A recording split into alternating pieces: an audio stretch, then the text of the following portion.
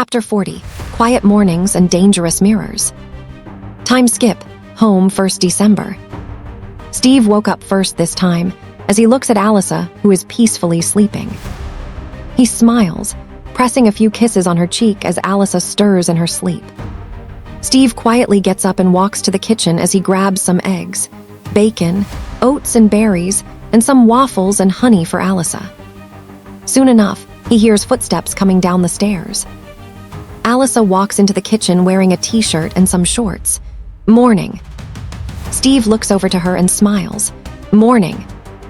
Alisa groans softly as she's still sleepy, and she sits down as she watches Steve cook. After eating, Alisa grabbed her laptop and connects her messages before looking through. She notices a message from Monroe, and she presses on it and reads it. Alisa, please come around. We want to see you and maybe give you your Christmas gifts early. Alisa smiles as she reads it, then looks over to Steve. Monroe wants us to come around to theirs as he wants to see us and give us our Christmas present early. Steve set his coffee mug down on the counter, the steam curling upward in the quiet morning light. He watched Alisa, still slightly sleep-mussed and leaning over her laptop, a rare, genuine smile tugging at the corners of her mouth. After the chaos of DC and the clinical coldness of the hospital, the idea of a quiet evening with friends felt like a necessary anchor. Early Christmas presents? Steve chuckled, leaning against the counter. I think Monroe just wants an excuse to make sure you're actually eating and not getting into any more trouble for at least an hour. I'm in. It'll be good to see them. Alisa hummed in agreement, her fingers dancing across the trackpad. He's packing, Steve. I can feel it through the text. He's probably got 3 different types of herbal tea and a clock-repairing metaphor ready to go. Later that evening, the brisk Portland air nipped at them as they climbed the steps to Monroe and Rosalee's place. The moment the door opened, they were hit with the comforting scent of aged parchment, beeswax, and the faint, spicy aroma of dried herbs from the shop below. You're here, see. I told you they'd come, Monroe exclaimed, practically vibrating with nervous energy. He didn't wait for them to fully cross the threshold before pulling Alisa into a cautious, yet firm, hug. You look okay. I mean, you look like you've been through a localized apocalypse, but the color is back in your cheeks. Rosalee emerged from the kitchen, wiping her hands on a towel and smiling warmly. Ignore him. He's been staring at the window for 20 minutes. It's so good to see you both. She gave Steve a welcoming nod and hugged Alisa gently. Come in, sit. We have dinner almost ready. The evening was a rare pocket of normalcy. They sat around the heavy wooden table, the conversation flowing from the mundane to the heavy as Alisa detailed the fall of S.H.I.E.L.D. Monroe's eyes went wide as he processed the hydra of it all, his Wesson instincts clearly recoiling at the idea of such deep-seated, invisible manipulation. It's like a bloodbad trying to pretend he's a sheep for 70 years, Monroe muttered, shaking his head. The sheer discipline that takes, it's unnatural, it's wrong. As the night wound down, Monroe disappeared into the other room, returning with 2 wrapped boxes. Like I said early, consider it glad you didn't die gifts. Inside Alice's was a rare, leather-bound journal with thick, cream-colored pages. For the things you don't want to say out loud, Rosalee whispered. For Steve, a high-quality, vintage-style compass, a nod to a man who was always finding his way in a new world.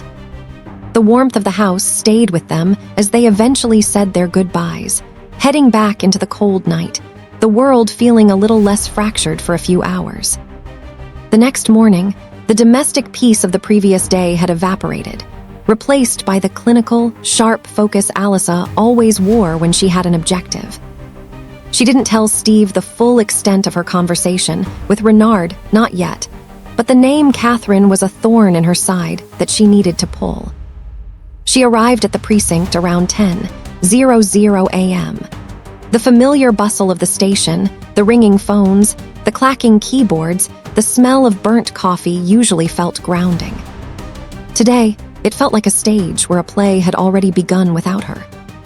She walked straight toward Sean Renard's office, her boots clicking rhythmically on the linoleum. She didn't knock. She just turned the handle and walked in. Sean was at his desk, his eyes snapping up instantly. For a fraction of a second, his posture tensed, his hands hovering over his paperwork, his gaze searching her face with a terrifying intensity. Alisa stopped in the center of the room. She didn't smile. She didn't tilt her head. She just looked at him as her eyes deep, dark, and holding that raw, ancient weight that only a Grimm carries. "It's me, Sean," she said, her voice like flint. "The real one." Sean let out a breath he seemed to have been holding since the day before. He leaned back, his tension bleeding away into a grim weariness. "I know."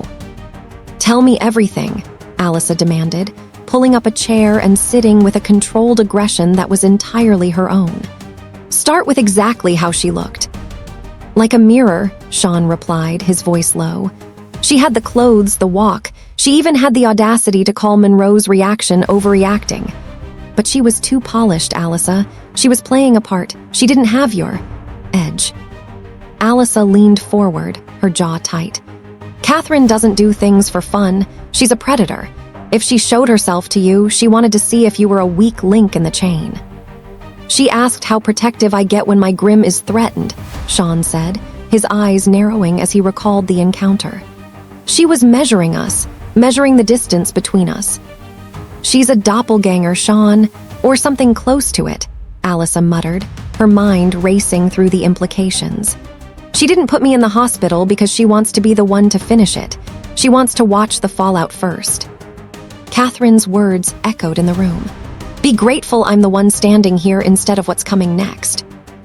Alisa stood up, the weight of the warning settling into her bones. "She's not just a ghost, she's the herald." She looked at Sean, her expression hardening. "Keep your eyes open. If she comes back, don't talk to her. Don't play her games, just call me." Sean nodded solemnly. "I won't mistake her again." Alisa turned and walked out, the precinct suddenly feeling far too small for the two women who now shared the same face in Portland. Chapter 41, A Christmas Worth Staying For. Time skip, December 24th, Christmas. The world outside their windows was blanketed in a rare, heavy Portland snow, muffling the sounds of the city and turning the streets into a quiet, white sanctuary. Inside their home, the air was thick with the scent of pine needles and the cinnamon candles Steve had insisted on lighting. For the first time in years or centuries, if they counted the ice that they weren't running. Steve sat on the sofa, the firelight dancing across his features as he watched Alisa. She was curled up at the other end of the couch, draped in a thick wool blanket, staring at the tree. It wasn't the massive, professional trees he remembered from the old newsreels. It was a modest one they'd picked out together, decorated with a mismatched collection of ornaments from Monroe's shop and a few handmade pieces Bud had dropped off with way too much excitement. "You're quiet," Steve said softly, reaching out to rest his hand on her ankle. Alisa shifted, pulling the blanket tighter. "Just thinking, last year, I didn't think I'd be sitting here, especially not with a Captain America and a house full of Wesson friends." "Is it a good quiet?" he asked. She finally looked at him, the tension in her shoulders and the tension she'd carried since the hospital, since Katherine's shadow appeared finally softening. "The best kind." They spent the evening in a comfortable, domestic rhythm. Steve made hot chocolate, using a recipe he'd practiced to get the richness just right, and they exchanged small, meaningful gifts. No shields, no dossiers, no warnings, just two people trying to remember what it felt like to be normal. As the clock struck midnight, Steve leaned over and kissed her forehead. "Merry Christmas, Alisa." "Merry Christmas, Steve." The peace of Christmas stayed with them, but by the morning of the 26th, a new kind of energy had taken hold of Steve. It wasn't the focus of a soldier, but the nerves of a man about to make the biggest leap of his life. While Alisa was upstairs dealing with a long-overdue, Grimm business phone call, Steve grabbed his coat and headed out, ostensibly for more groceries. His first stop wasn't the store, but the spice shop. The bell chimed as he entered, and Monroe looked up from a delicate balance scale. "Steve, hey, did the fruitcake survive? I told Rosalee the rum content might be a bit high for."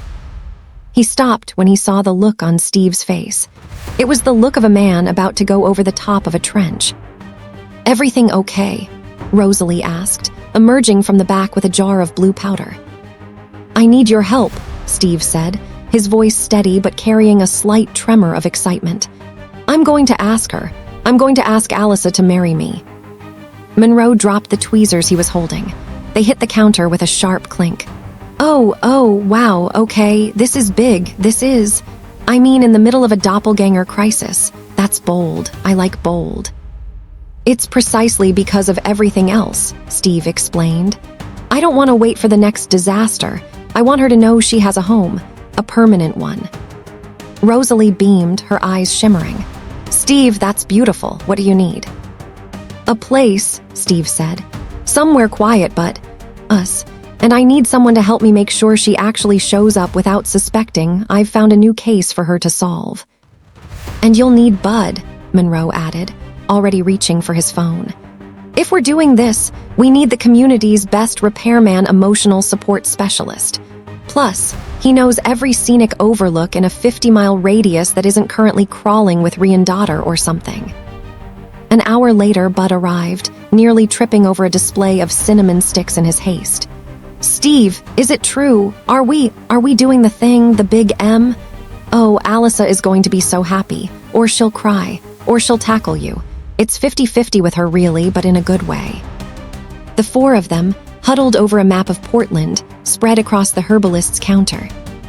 "It has to be the overlook at Washington Park," Steve said, pointing to the spot where they had spent one of their first quiet evenings together after she'd recovered from a rough hunt. "She calls it the only place in the city where the air feels clean of the chaos." "The Rose Garden Overlook," Rosalee nodded. "It's private this time of year, especially with the snow. It's perfect." "I'll handle the lure," Monroe volunteered, puffing out his chest. "I'll tell her I found an ancient text that only a Grimm can decipher, but I left it at my secret storage unit near the park. She'll complain about the drive, but she'll go. And I'll make sure the path is salted and clear," Bud added, already reaching for his keys. "You can't have a proposal if someone slips on a patch of black ice. That's a bad omen, very bad." Steve nodded, his hand instinctively reaching into his pocket to touch the small, velvet box he'd been hiding. The plan was in motion. Chapter 42, the last night before everything changes. Time skip, December 31st, New Year's Eve. The days leading up to the end of the year felt like a slow intake of breath. After the secret meeting at the spice shop, Steve had been a model of suspiciously calm, while Monroe and Bud were vibrating with enough nervous energy to power the entire Rose City. As night fell on the 31st, Portland was alive with the distant crackle of early fireworks and the hum of a city ready to shed the weight of the past year. Inside their home, the atmosphere was different. Alisa was sitting by the window, the leather-bound journal Rosalee had given her resting unopened on her lap. She was watching the snow melt into a slushy rain, her reflection in the glass looking tired but settled. "You're doing it again," Steve said, stepping into the room and handing her a glass of sparkling cider.